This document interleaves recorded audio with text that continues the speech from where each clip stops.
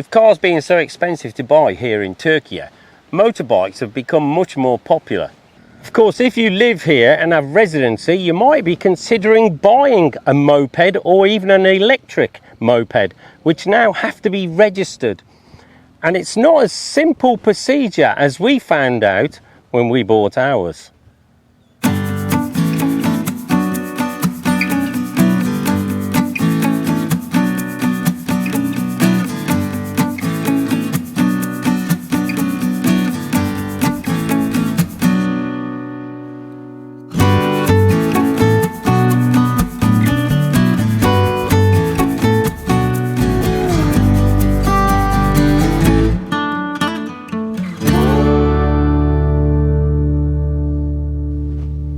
After looking on the internet and going around all the showrooms and choosing your new bike, the showroom will take your details, that's your tax number in Turkey, and your bike is then put into your name by them, and they'll give you a document to take to the notaire. Bugün Mick amcaya motor sattık. Kendisi çok düzgün, çok kaliteli bir insan. Çok cana yakını, çok friendly. Böyle şeyler söylemeye gerek yok ya. Herkes biliyor zaten. So I've got the paperwork now. So all I've got to do now is go to the notaire, and it's number 5 in Fethiye that you have to go to. Just find out from the people who are selling the bike to you. So here's the notaire. You have to pay about 700 lira, which is about £20 after you've signed the forms. So that's it, I've got the ruhsat. That's the license for the actual vehicle. And then you can go and get your plate. And there's usually a plate maker just up from wherever the notaire is. And then in Fethiye, you go to this little place, the Otomobilci Esnaf Odası. So when you come to get your plate, you have to pay cash. And if there's a big queue, you have to wait. I've been here about half an hour now. So I've got my plate. Now all I've got to do is go and find the bike. Apparently it's at the Sanaya, which is in the industrial estate. So another journey over to there.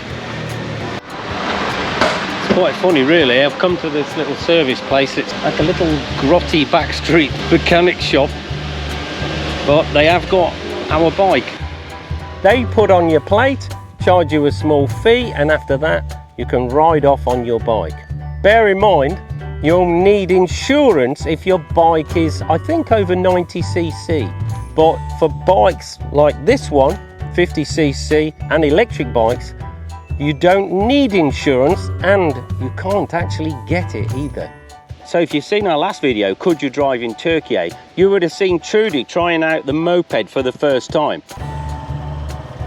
And if you haven't seen that film, you can click the link above or click the end card at the end of this video. And stop! Oh. Stop! I'm doing it! Are you gonna stop? Well, now it's time for a second lesson. Alright, so this is lesson number 2.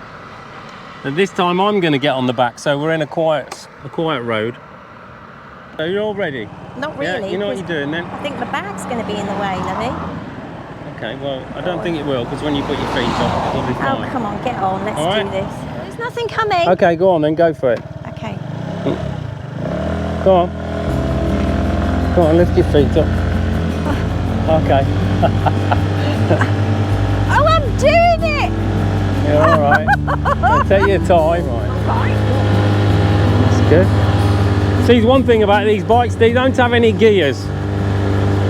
So it's just turn the accelerator and away it goes. Now be careful here. There's another stop sign, okay? So just be careful again. All right. Nothing coming? No, you're all right. Okay. Excellent. Go too mad. That's good. Whey! Geronimo! Okay. Now the hardest part, of course, is when you got 2 people, is coming to a stop.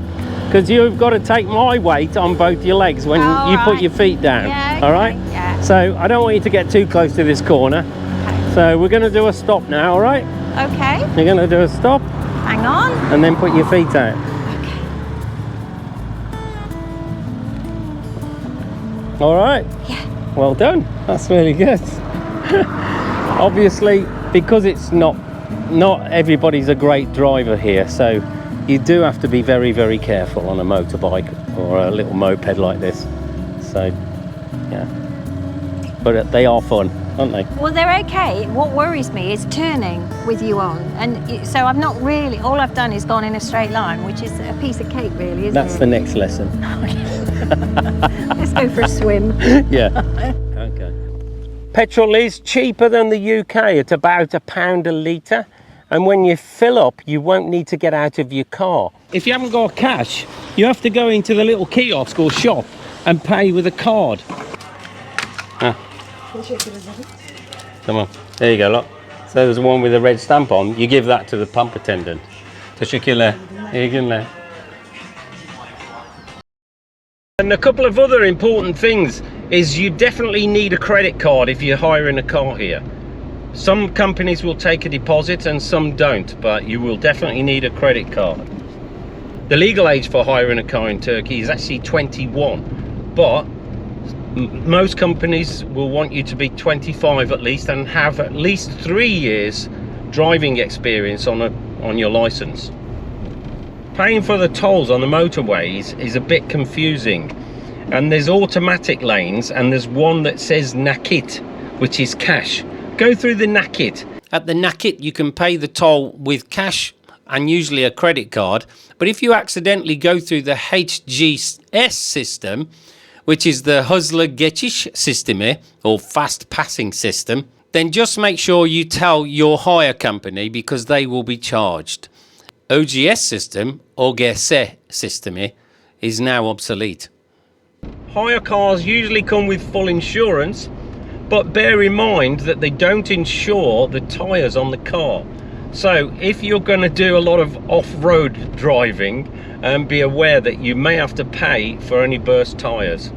And a good idea is, if you do get a flat tyre, is to get it fixed at Elasticja, so that they don't charge you for it. So that's it from driving in Turkey. Don't forget to like, subscribe, and hit the notification bell so you don't miss where we go next. Thanks for watching.